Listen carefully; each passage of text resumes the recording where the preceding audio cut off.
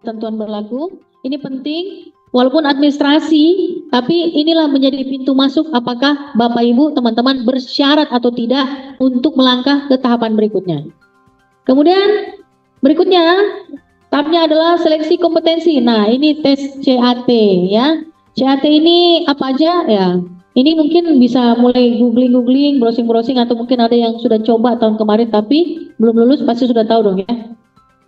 Kemudian kalau sudah melewati tahapan tersebut, maka selanjutnya adalah tes, pengumuman kelulusan. Nah, setelah pengumuman kelulusan, ada jeda. Bagi yang lulus itu wajib mengisi daftar riwayat hidup, ya. Nanti setelah itu untuk kami usul NIP-nya. Nah, ini ada kejadian kemarin, ada beberapa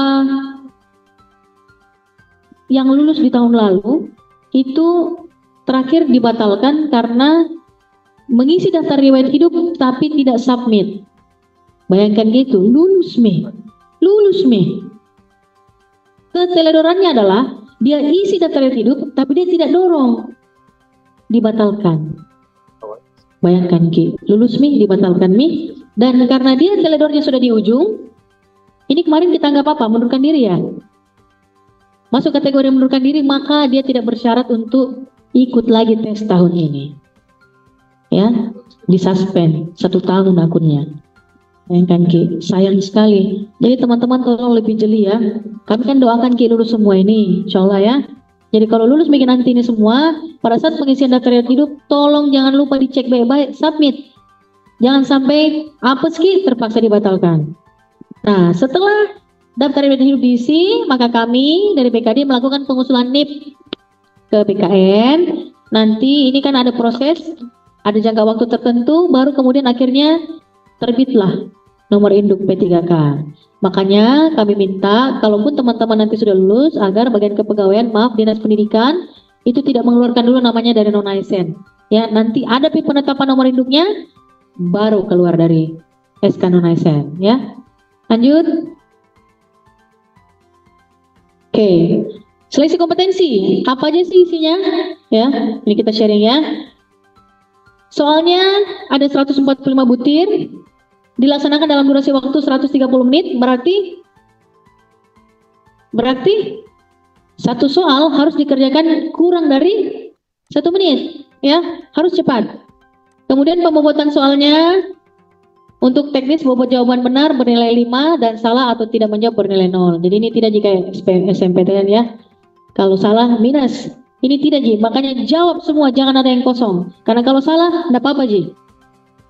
Untuk manajerial, sosial kultural, wawancara berbobot 1-4 untuk jawaban benar. Dan kalau juga tidak menjawab, nilainya 0. Jadi jangan ragu, jawab saja. Karena tidak minus Ji. Nilai kumulatif tertinggi adalah 670 dan pelamar dinyatakan lulus jika berperingkat terbaik. Pelamar yang tidak lulus, apakah masih ada kemungkinan tidak lulus? Ada dong ya. Pelamar yang tidak lulus dapat dipertimbangkan untuk P3K paruh waktu. Dengan ketentuan, hanya untuk bagi pelamar P3K yang telah mengikuti seluruh tahapan seleksi dan teknis P3K paruh ini kita masih menunggu aturan dari Makselnas ya. Lanjut. Ketentuan kelulusan P3K. Nah, kriteria pelamar dan pengisian informasi diprioritaskan secara berurutan sebagai berikut. Kita ke teknis dan tenaga guru ya. Kalau teknis ini tadi sudah disampaikan teman-teman. Kemudian kalau guru, nah ini guru ada catatan nih. Untuk formasi prioritaskan khusus guru ada nyempil 1 sebelum K2. Itu adalah pelamar prioritas di 2021 yang telah memenuhi nilai ambang batas dan belum ada penempatan. Jadi kalau dia pastinya lulus. Baru lanjut K2, kemudian non-ASN yang aktif dan terdaftar di BKN, kemudian guru yang terdaftar di Dapodik, dan masih juga mengakomodir guru-guru lulusan PPG. Ya. Oke, lanjut. Kendala seleksi dan pengangkatan P3K. Ini tadi sudah saya spill teman-teman ya. Yang pertama, kualifikasi pendidikan tidak sesuai atau tidak linear dengan cara jabatan yang dilamar. Kemudian data dokumen yang disampaikan tidak memenuhi syarat dan ketentuan. Kemudian tidak mengisi DRH pada saat pelanjatan lulus atau mengundurkan diri. Ini ada nih, sudah lulus mengundurkan diri ada nih. Ya, ada beberapa. Lanjut. Nah, oke. Baik. Kalau begitu itu untuk pengantar aja. Saya ucapkan terima kasih teman-teman. Kita buka tanya jawab ya. Siapa yang pandu? Oh ya, oke. Kalau gitu terima kasih. Wassalamualaikum warahmatullahi wabarakatuh.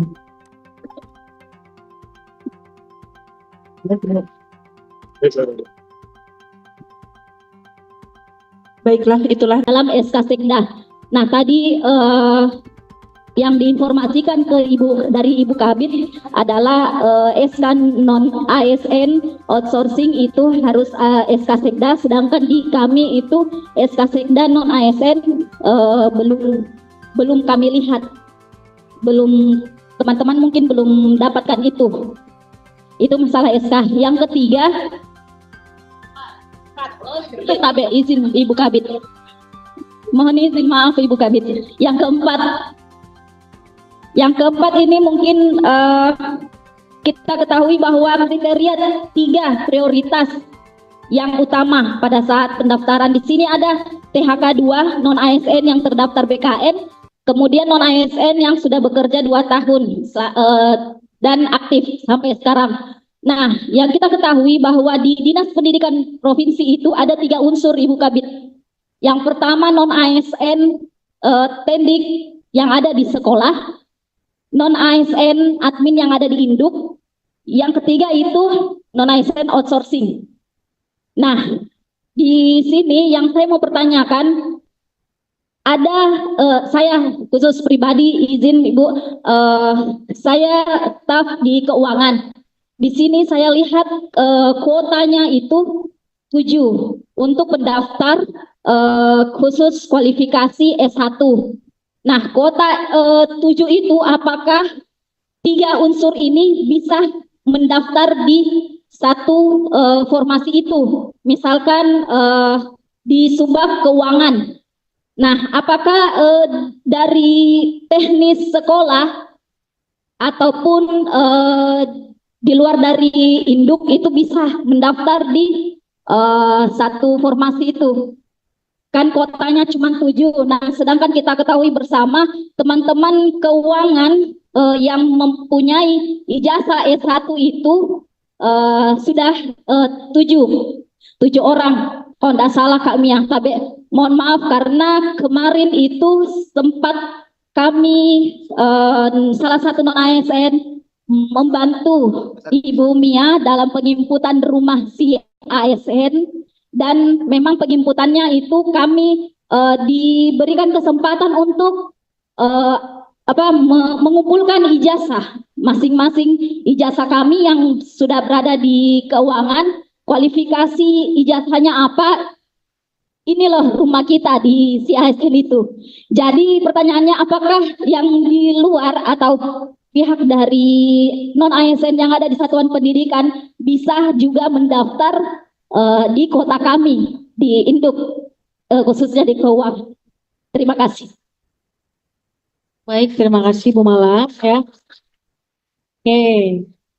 2 SK dalam 1 tahun, biasa gitu. Kalau ada perubahan ya, SK yang diupload adalah SK terakhir dong ya.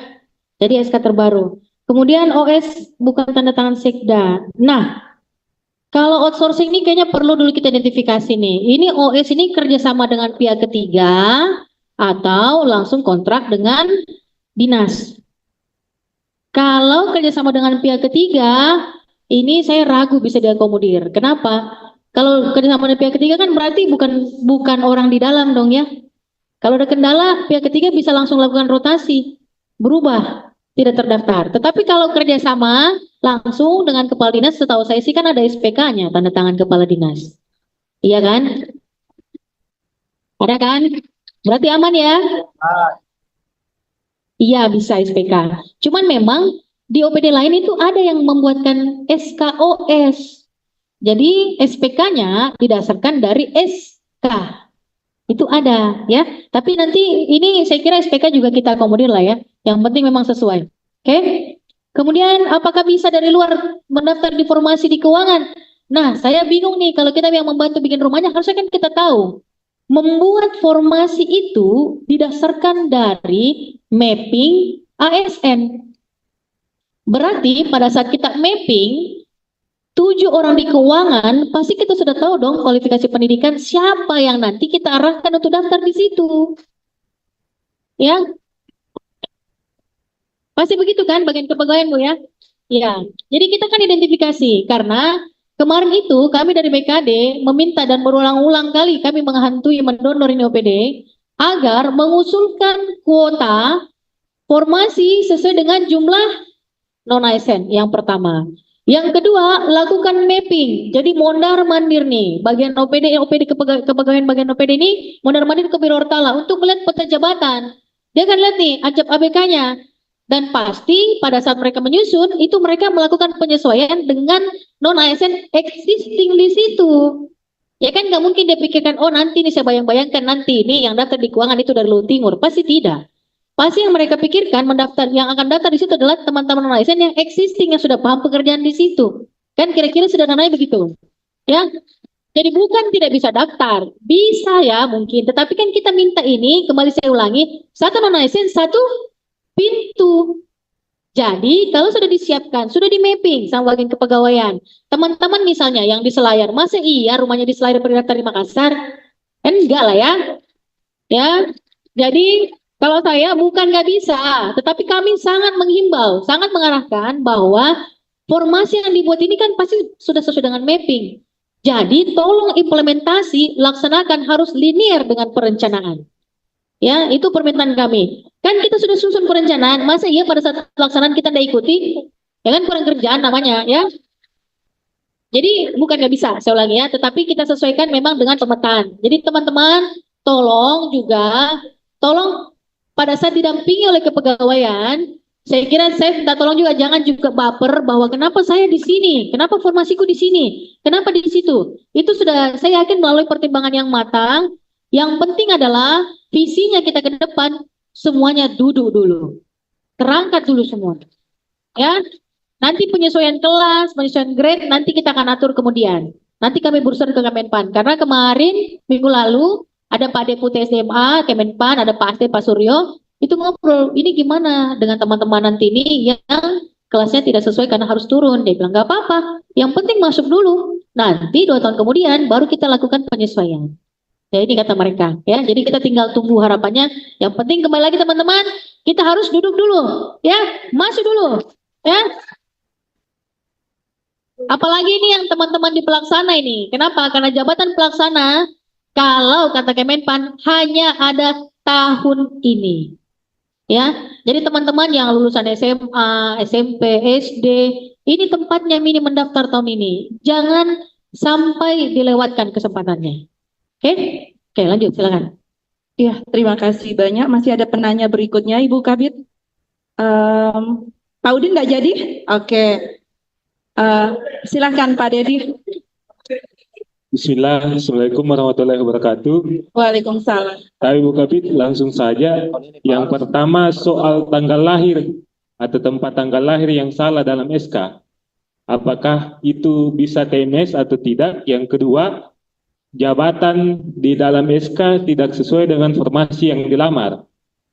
Ataupun ada salah dalam SK sekdanya. Misalnya, ada kasus kejadian itu, dia seorang guru tapi dalam SK teknis tata usaha.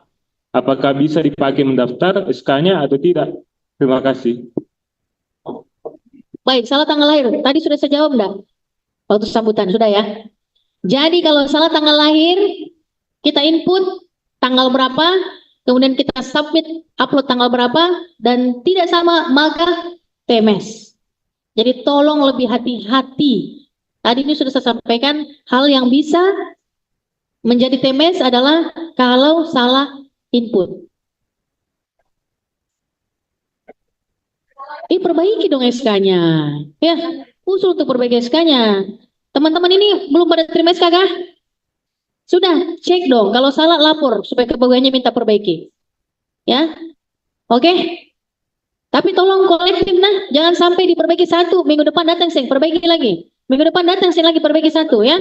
Tolong laporkan bersamaan dan kami kasih kesempatan hanya bisa diperbaiki di bulan. Karena kalau jadi dibuka September berarti Harus pakai SK kan?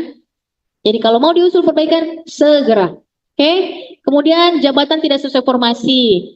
Per tahun 2024, itu ada anjab baru untuk semua non-ASN. Jadi yakin Meki, 9.000 lebih non-ASN ini sesulsel, semua anjabnya tidak ada sampai 2 tahun. Kan baru di 2024. Pasti tidak sama dengan formasi. Makanya penting nanti bagian kepegawaian arahkan Ki. Ya, untuk jabatan ini cocoknya formasinya apa? Kenapa? Karena nanti disesuaikan dengan kualifikasi pendidikan. Ada 3 syarat mandatori teman-teman ya untuk mendaftar nanti P3K. Yang pertama, karena ada kualifikasi jabatan maka ijazah. Ya, harus ada ijazah. Ya, dengan sesuai dengan kualifikasi pendidikan yang diminta di jabatan tersebut, di formasi tersebut. Yang kedua, SK non-ASN tanda tangan Sekda.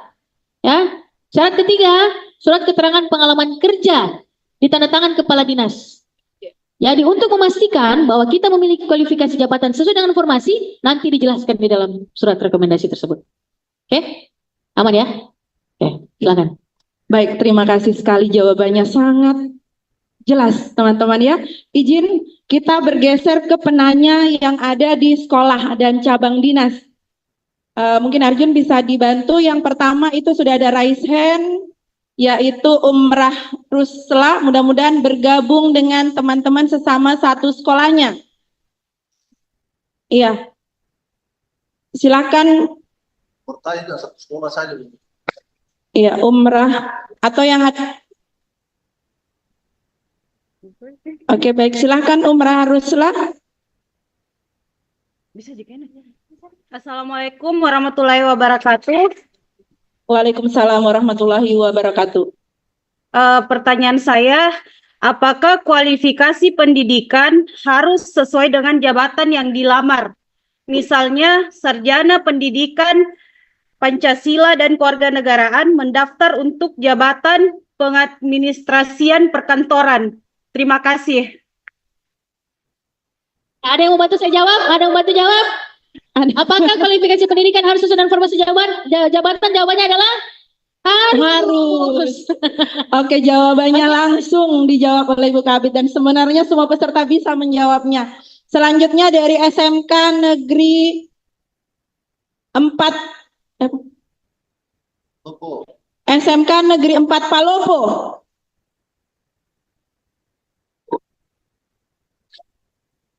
Iya, ya itu SMK Negeri 4 Palopo.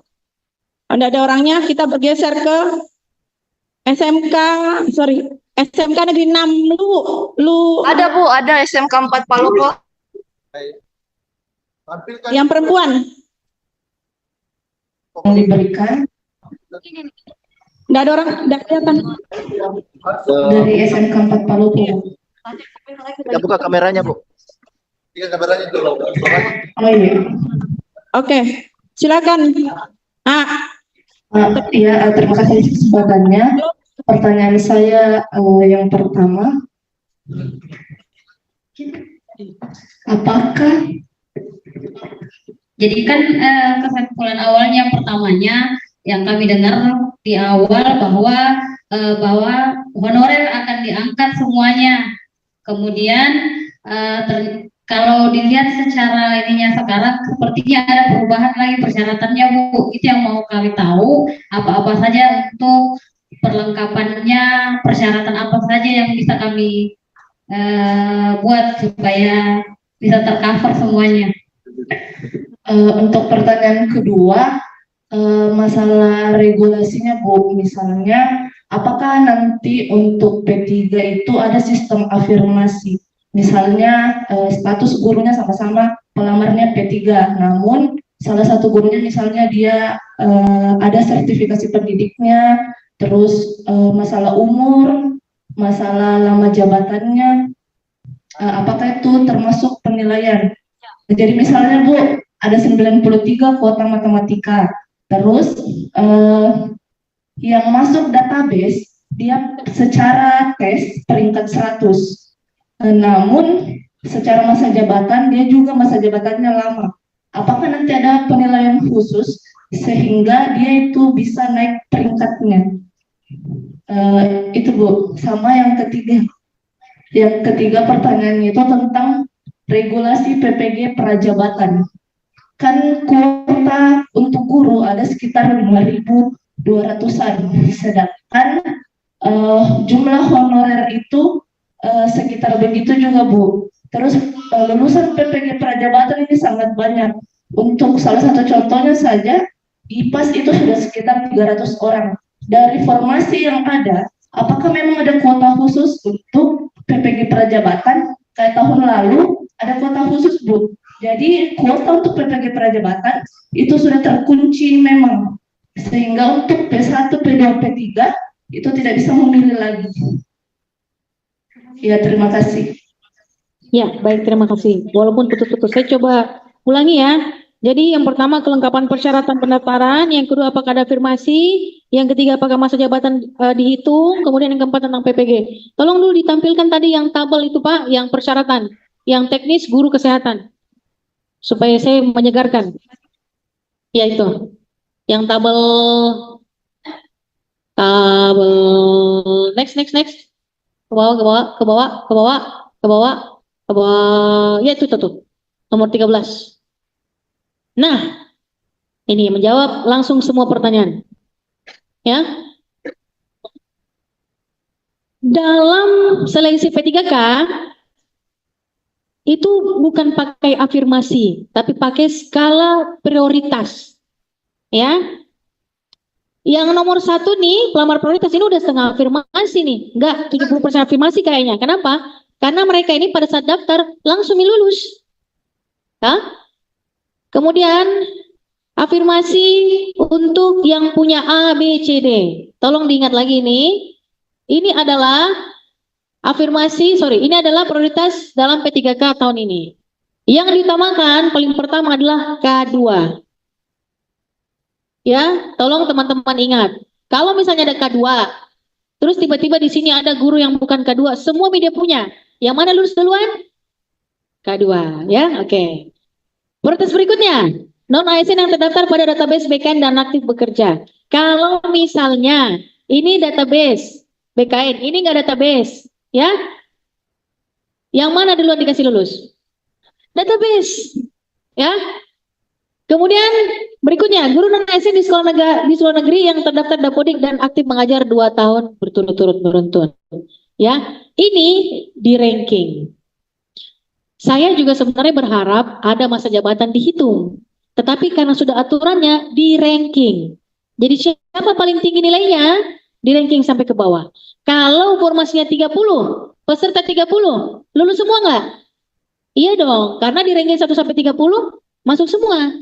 Tapi kalau formasinya 20, yang daftar 30, berarti yang di ranking nomor 1 sampai 20, ya. Untuk PPG masuk skala prioritas di nomor 5. Siapa yang menentukan kelulusan? Bukan kami, tapi Panselnas. Jadi Panselnas itu punya kalian sendiri. Tapi yang jelas lulusan PPG itu tetap diingat. Ya, tetap masuk dalam skala prioritas urutan kelima. Oke? Sekian, makasih. Oh, satu lagi.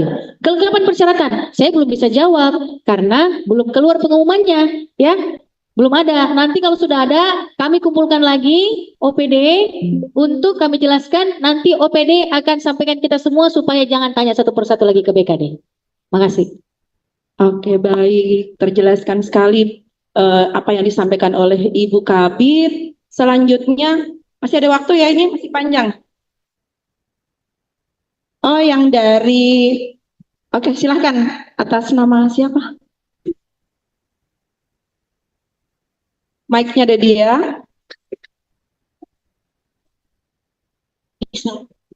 Assalamualaikum warahmatullahi wabarakatuh. Waalaikumsalam warahmatullahi wabarakatuh. Saya dari Pinrang. Kenapa saya bisa hadir di sini? Karena tadi pagi saya datang ke sini untuk mengurus supaya nama saya bisa masuk. Bagaimana cara masuk untuk data saya masuk SK Sekda? Karena saya sudah 2 tahun lebih menjadi guru honorer, tapi nama saya belum ada di SK Sekda. Tahun lalu waktu 2023 terbuka formasi, saya sudah pergi ke Cabdis untuk agar nama saya bisa masuk SK Sekda, tapi belum ada sampai sekarang. Yang saya ingin tanyakan, bagaimana alur untuk bisa masuk SK Sekda karena saya sudah honorer 2 tahun lebih dan tidak pernah berhenti.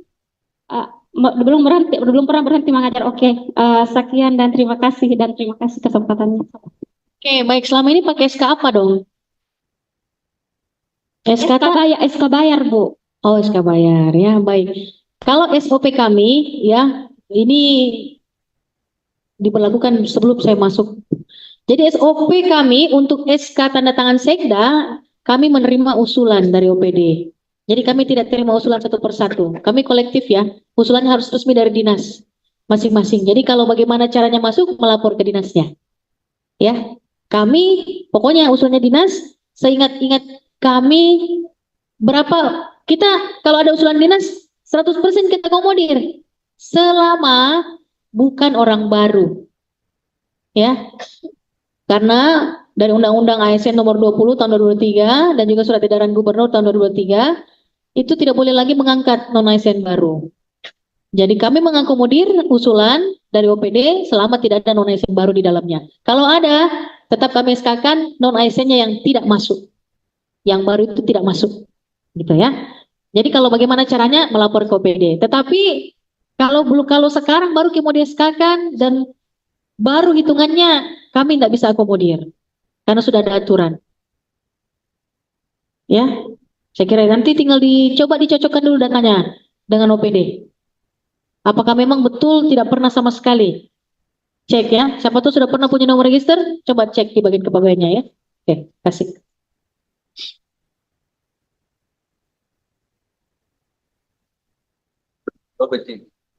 Lobe. Mana Dedi?